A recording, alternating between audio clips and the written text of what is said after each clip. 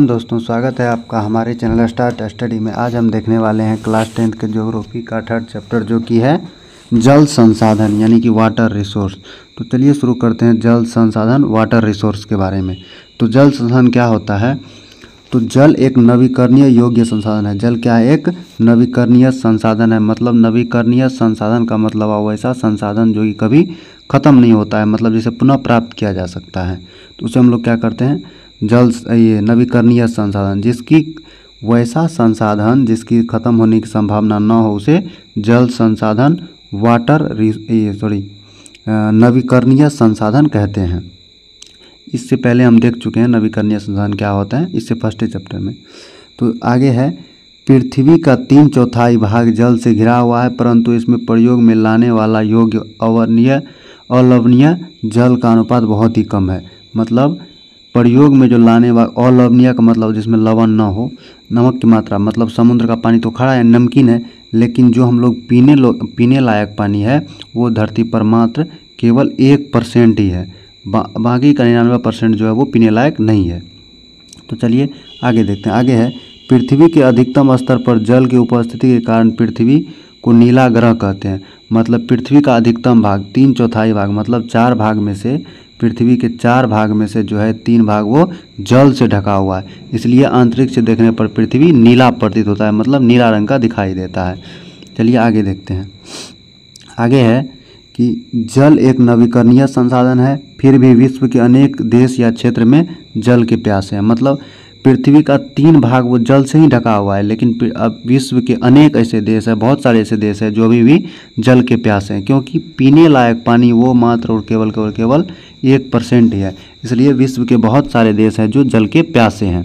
आगे है जल के स्रोत। तो जल यहाँ जल स्रोत विधियाँ रूप में विविध रूप में पाए जाते हैं। मतलब जल जहाँ जल पाए जाते हैं, विविध का मतलब होता है अनेकों रूप में।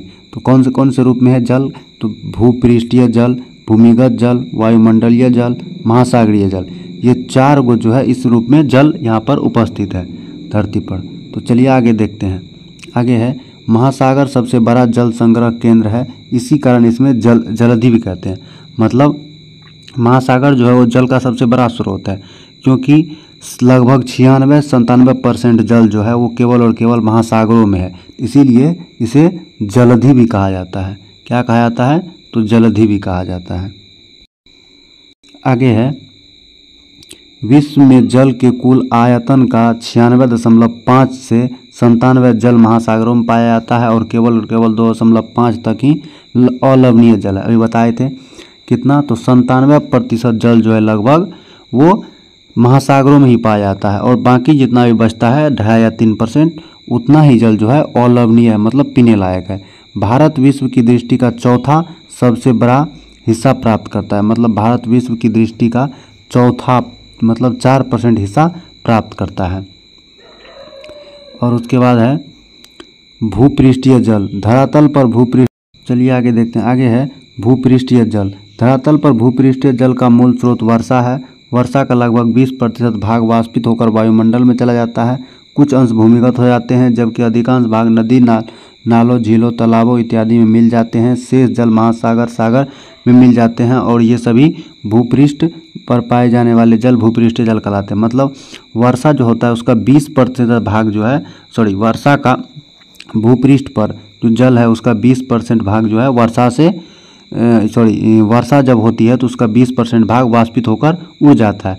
मतलब वर्षा जब भी होती है तो 20% भाग जो है वर्षा से क्या हो जाता है कि वाष्पित होकर के उड़ जाता है। 20% भाग उड़ जाता है वाष्पित होकर, बाकी जो बचता है वो सागरों, महासागरों में, और कुछ भूमिगत हो जाते हैं। भूमिगत का मतलब जो भूमि के अंदर चले जाते हैं। लेकिन जो नदी, तालाबों में, झीलों में, सागरों में, महासागरों में जल बचता है उसे ही हम लोग भूपृष्ठीय जल कहते हैं। भूमिगत जल, वर्षा जल के धरातलीय छिद्रों से रिस कर कठोर सेलीय आवरण पर जमा जल भूमिगत जल कहलाता है। मतलब भूमिगत जल का मतलब होता है कि वर्षा जब होती है, जो भी जल होता है, जल बरसता है, उसमें से कुछ जल क्या होता है कि धरती के अंदर चल जाता है। मतलब जो भूमिगत का मतलब है भूमि के अंदर, जो जल भूमि के अंदर चल जाता है उसे भूमिगत जल, और जो भूमि के ऊपर यानी कि सागरों महासागरों और में रहता है, नदी तालाबों में, उसे भूपृष्ठीय जल कहते हैं। आई होप कि आपको समझ में आया हो।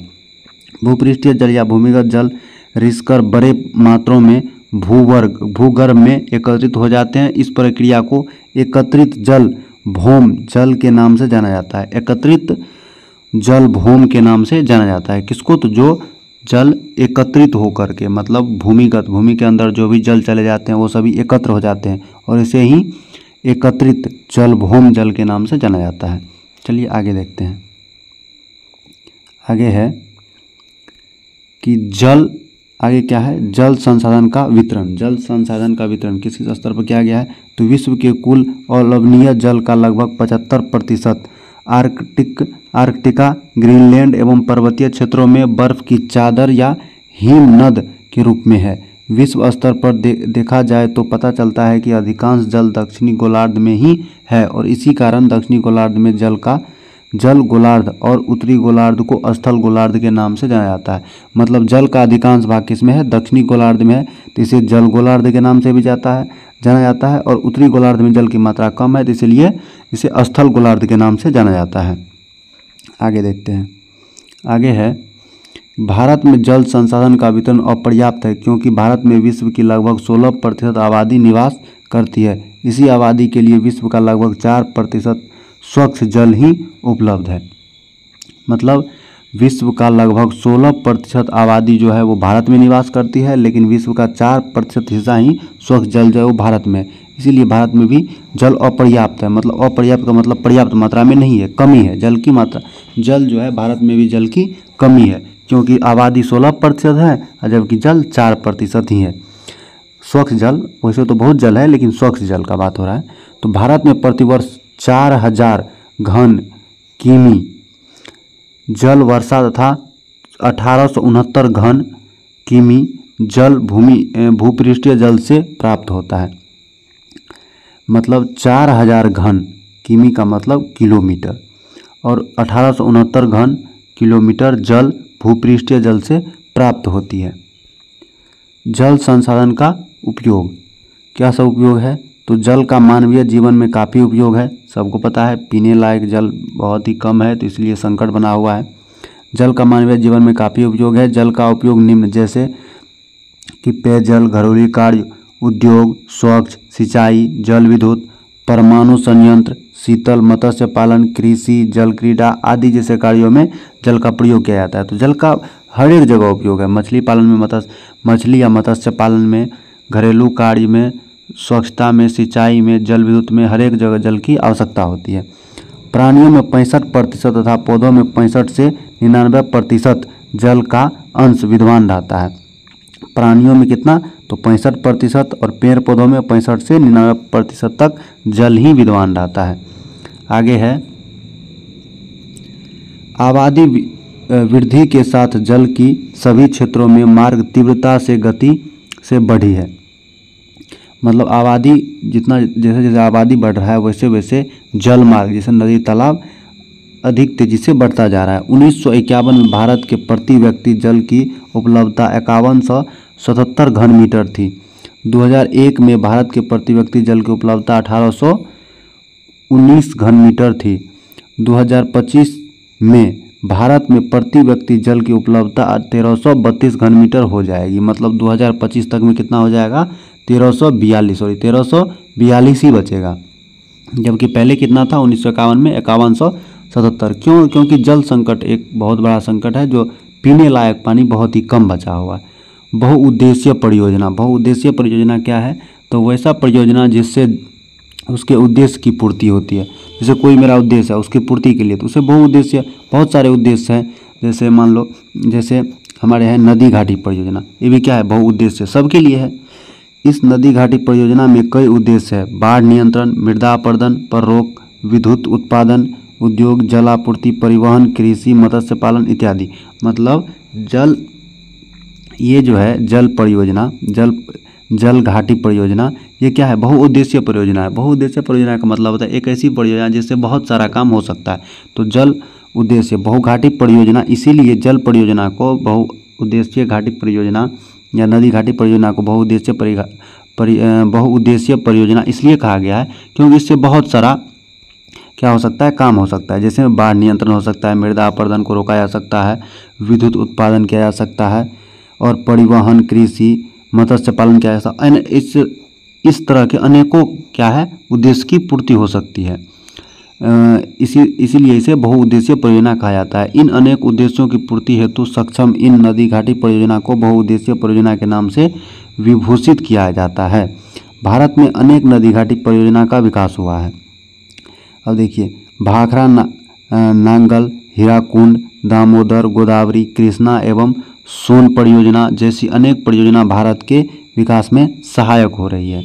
आगे देखते हैं, बहुउद्देशीय परियोजना की कुछ कुछ हानियाँ भी होती है। तो क्या सब हानियाँ हैं? बहुउद्देशीय परियोजना से निम्नलिखित हानियाँ भी हो सकती है। नदी का प्राकृतिक बहाव अवरुद्ध होने से तलछट बहाव कम हो जाता है। इससे भूमि का निम्नीकरण होता है। भूकंप की संभावना बढ़ जाती है। बांध से नदी शाखाएं बढ़ जाती है जो जल में रहने वाले वनस्पति को स्थानांतरित करता है। किसी कारणवश बांध टूटने पर बाढ़ आ जाना। जल जनित बीमारियां। अब देखिए, जिधर जल रहना चाहिए उधर जल ही नहीं रहेगा, जिधर जल नहीं रहना चाहिए उधर हम लोग, जैसे मान लीजिए यहाँ से यहाँ नदी तालाब बांध बना देंगे। पहले इधर जल था तो वनस्पति थी, लेकिन जल को हम इस रास्ते से ले जाएंगे तो इस साइड में वनस्पति आ जाएगी, लेकिन इस साइड में सूखा पड़ जाएगा। तो इस तरह की हानि भी होती है। जैसे मान लीजिए कि प्रकृति जो है अपने हिसाब से, जिधर प्रकृति को जल की आवश्यकता थी उधर जल है, जिधर भूमि की आवश्यकता थी उधर भूमि है, जिधर पहाड़ की आवश्यकता थी उधर पहाड़ है। तो भूमि पर क्या है, संतुलन बना हुआ है। लेकिन हम लोग चाहेंगे कि ये पहाड़ तोड़ करके हम लोग बड़ा बड़ा बिल्डिंग बना रहे हैं, इधर जल नहीं है, जल की ज़रूरत इधर है हमको, तो जल यहाँ से यहाँ ले आते हैं। तो इस तरह से अगर होता है तो क्या होता है कि भूकंप की संभावना बढ़ जाती है। अब मान लीजिए यहाँ से बांध बना दिए हैं, बहुत सारा जल ले जा रहे हैं, कभी ये बांध टूटेगा तो अंधाधुंध बाढ़ आ सकता है। तो इस टाइप की हानियाँ भी होती है। तो ये सभी हानियों के क्या क्या हानियाँ हो सकती है तो यहाँ पर लिखा हुआ है, आप लोग याद कर लीजिएगा, इसे नोट डाउन भी कर लीजिएगा। और देखिए क्या है कि देश के बांध को पश्चिम जवाहरलाल नेहरू ने भारत का मंदिर कहा था। मतलब देश के बांध को पंडित जवाहरलाल नेहरू ने क्या कहा था, भारत का मंदिर कहा था। नर्मदा बचाओ आंदोलन क्या है? नर्मदा बचाओ आंदोलन गैर सरकारी संगठन है जो स्थानीय लोगों, किसानों, पर्यावरणविदों, महान अधिकार कार्यकर्ताओं को गुजरात के नर्मदा नदी पर सरदार सरोवर बांध के विरोध के लिए प्रेरित करता है। मतलब ये एक संगठन का नाम था। नर्मदा नदी पर सरदार सरोवर बांध बनाने के लिए विरोध में चलाया गया आंदोलन। मतलब नर्मदा बचाओ आंदोलन क्या था कि नर्मदा नदी पर सरदार सरोवर बांध बनाया जा रहा था, उसी के विरोध में चलाया गया एक आंदोलन था। जल संकट। अब है जल संकट क्या होता है? तो पृथ्वी पर आवश्यकताओं से कम जल की उपस्थिति को जल संकट कहते हैं। पृथ्वी पर जितनी जल की आवश्यकता है उससे अगर कम हो जाएगा तो जल संकट है। जैसे मान के चलिए हम 2 लीटर पानी रोज पीते हैं, हमको 2 लीटर ना मिल करके 1 लीटर एक दिन में मिलेगा तो क्या हुआ, हमारे लिए जल संकट आ गया। जल की कमी होना ही क्या कहलाता है, जल संकट कहलाता है। या स्वीडन के एक विशेष वैज्ञानिक, कोई वैज्ञानिक थे जिसका जो क्या नाम था, फॉल्कन मार्क के अनुसार प्रत्येक व्यक्ति को प्रतिदिन 1000 घन मीटर जल की आवश्यकता होती है। इससे कम जल उपलब्ध जल संकट कहलाता है। तो फॉल्कन मार्क ये ऑब्जेक्टिव टाइप में पूछ सकता है, किसका कहना था कि प्रति व्यक्ति जल की उपस्थिति में यदि कमी आएगी तो जल संकट हो जाएगा, तो किसका, फॉल्कन मार्क का। फॉल्कन मार्क के अनुसार प्रति व्यक्ति को एक दिन में 1000 घन मीटर जल की आवश्यकता होती है। इससे कम जल होगा तो वही क्या कहलाएगा, जल संकट कहलाएगा। हम भी अभी वही बताए थे। जैसे मान लीजिए प्रति व्यक्ति को 2 लीटर जल की आवश्यकता होती है और 1 लीटर जल हमको मिल रहा है तो जल संकट हुआ। जितना जल हमको चाहिए उतना अगर हमको नहीं मिलेगा तो क्या हो गया, जल संकट आ गया। आगे है जल संकट के कारण। क्या सब कारण हो सकते हैं?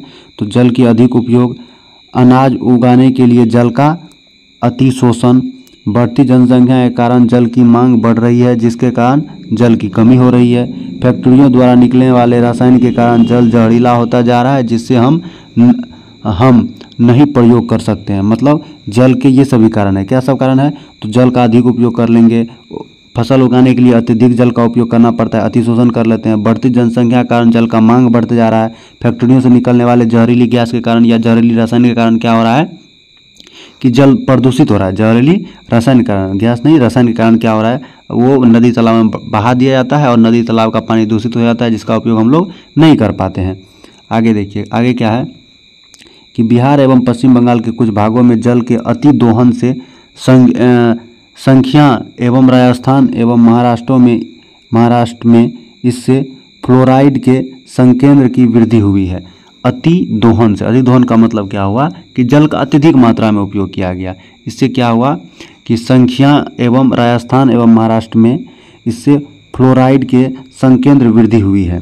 वर्तमान समय में भारत में कुल विद्युत का लगभग 22% भाग जल विद्युत से प्राप्त किया जाता है। मतलब भारत में जो जितना भी बिजली है उसका 22% भाग जो है जल विद्युत से प्राप्त किया जाता है। कानपुर में 180 चमड़े कारखाने हैं जो प्रतिदिन 58 लाख लीटर मल जल गंगा में विसर्जित करता है। मतलब कितना, 58 लाख लीटर, सोचिए कितना ज़्यादा है।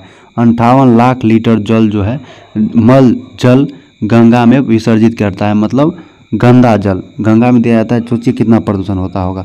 गंगा के जल में बैक्टीरियोफेज नामक विषाणु होते हैं जो जीवाणुओं व अन्य हानिकारक सूक्ष्मजीवों को जीवित नहीं रहने देता है। मतलब इतना बदबू के बाद भी, इतना गंदगी फैलाने के बाद भी जल इसलिए पवित्र है क्योंकि उसमें बैक्टीरियोफेज नामक एक विषाणु होता है, एक जीवाणु होता है जो क्या करता है, जीवाणुओं को नष्ट, हानिकारक जीवाणुओं को नष्ट कर देता है। इसीलिए गंगा का जल अभी स्वच्छ है। स्वच्छ तो रहने नहीं दिया है लेकिन फिर भी स्वच्छ है विषाणु के कारण। जल संरक्षण एवं प्रबंधन। जल संरक्षण का अर्थ है जल के प्रयोग को घटाना एवं सफाई निर्माण एवं कृषि आदि के लिए जल अवशिष्ट जल का पुनः चक्रण। मतलब सफाई के या निर्माण के लिए जो जल हम लोग प्रयोग कर सकते हैं उसी का उपयोग, पुनः चक्रण मतलब जल का एक से अधिक बार उपयोग करना, जल पुनः चक्रण कहलाता है। मतलब जल का पुनः चक्रण पुनः चक्रण का मतलब था बार बार उपयोग करना। जैसे मान लीजिए कि पहले कपड़ा धो लिया गया, कपड़ा धोने के बाद जैसे पानी बचा, जहाँ पर पानी का संकट वहाँ पर क्या किया जाता है कि जैसे कपड़ा धो लिया, कपड़ा धोने के बाद जो जल बचा उसको क्या करता है, जैसे मान लीजिए बर्तन धोना था तो एक बार कपड़ा मतलब कपड़ा जो हम लोग धोते हैं तो पानी उतना गंदा नहीं रहता है, तो उससे क्या करता है कि एक बार बर्तन धो लेता है और फिर अंतिम में साफ पानी से बर्तन धो लेता है। मतलब एक से अधिक बार उपयोग हो गया पुनः।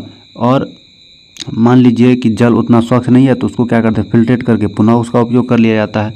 तो इसी को कहते हैं पुनः चक्रण। जल का पुनः मतलब जल का एक से अधिक बार उपयोग करना जल पुनः चक्रण कहलाता है। जल संकट निवारण हेतु सरकार ने सितंबर 1987 में राष्ट्रीय जल नीति को स्वीकृति किया और कई समस्याओं के उभरने के कारण संशोधित का राष्ट्रीय जल नीति 2002 के रूप में प्रस्तुत किया गया। इसके अंतर्गत सरकार ने जल संरक्षण हेतु निम्न सिद्धांतों को ध्यान में रखा। जल की उपलब्धता को बनाए रखें, जल को प्रदूषित होने से बचाए, प्रदूषित जल को स्वच्छ कर उसका पुनः उपयोग करें। अभी बताए थे पुनः उपयोग का मतलब जल को साफ करके पुनः उसका उपयोग करना।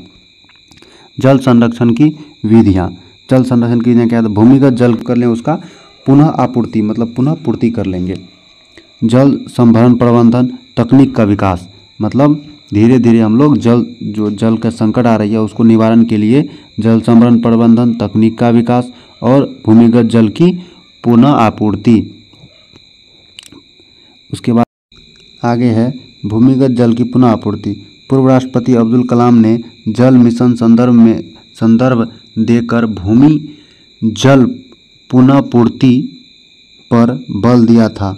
खेतों, गांवों, शहरों, उद्योगों को पर्याप्त जल मिल सके इसके लिए वृक्षारोपण, जैविक तथा कंपोस्ट खाद के प्रयोग, वेंटिलेट्स का संरक्षण, वर्षा जल के संचय एवं मल जल शोधन, पुनः चक्रण जैसे कार्यों को उपयोग किया था। मतलब भूमिगत जल का पुनः पूर्ति के लिए पूर्व राष्ट्रपति कौन, APJ अब्दुल कलाम जो है बहुत सारे जैसे वृक्षारोपण, जैविक खाद का ज़्यादा उपयोग करना, वेंटिलेशन, उसके बाद वेंटिलेट्स, उसके बाद क्या कहते हैं कि वर्षा जल का संग्रह, जो वर्षा में जल होता है उसको संग्रह करेंगे, एकत्र करेंगे। कई सारे मल जल का मतलब गंदा जल का पुनः उपयोग, ये सभी नियम लाए थे। उसके बाद है जल संभरण प्रबंधन। जल प्रवाह या जल जमाव का उपयोग कर उद्यान कृषि, वाणिज्यिकी, जल कृषि एवं कृषि उत्पादन को बढ़ाया जा सकता है। इससे पेयजलापूर्ति भी किया जा सकता है। इस प्रबंधन को छोटे इकाइयों पर लागू करने की आवश्यकता है। आगे है तकनीकी विकास। तकनीकी विकास क्या? तकनीकी विकास के तात्पर्य ऐसे उपक्रम जिससे जल का कम से कम उपयोग कर अधिक से अधिक लाभ लिया जा सके। मतलब तकनीक का विकास का मतलब हुआ कि कम जल में अधिक उपयोग में लाया जा सकता है। मतलब कम उपयोग करेंगे जल का और अधिक फायदा मिलेगा। जैसे ड्रिप सिंचाई, लिफ्ट सिंचाई, सूक्ष्म फुहारों से सिंचाई, सीढ़ीनुमा खेती इत्यादि। आगे है वर्षा जल संग्रह।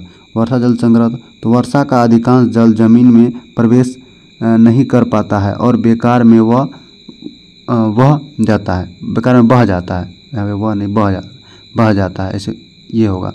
इस बर्बादी को वर्षा जल संग्रह के द्वारा रोका जा सकता है। वर्षा जल संग्रह से जमा हुए जल को भविष्य में इस्तेमाल किया जा सकता है।